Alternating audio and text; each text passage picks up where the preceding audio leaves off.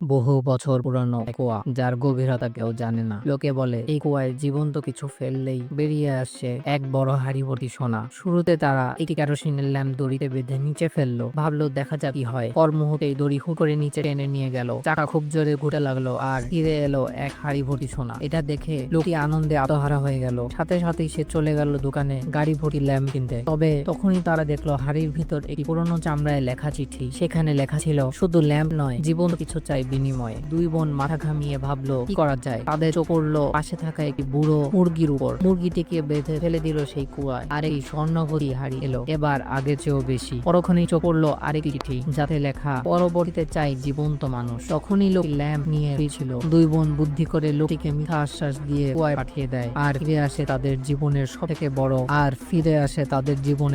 বড় সোনার হাড়ি। এবার চিঠিতে লেখা ছিল এই ধরনের মানুষই সব থেকে বেশি পছন্দ করি। তবে এখানেই থেমে যায়নি, তারা ঘুষ দিয়ে স্থানীয় থানার ওসিকে রাজি করিয়ে ফেলে জেলের মৃতবন্দীদের দেহ আনতে। কিন্তু ওসি বুঝে ফেলে আসল রহস্য। সেই কুয়া এখন ওসির দখলে। সব হারায় দুই বোন, সোনা, বিশ্বাস আর তাদের জীবনও। বন্ধুরা, লোভের এই গল্প থেকে তুমি কি শিখলে কমেন্টে জানাও। গল্পটি ভালো লাগলে লাইক করো, সাবস্ক্রাইব করো তোমাদের বন্ধুদের সাথে।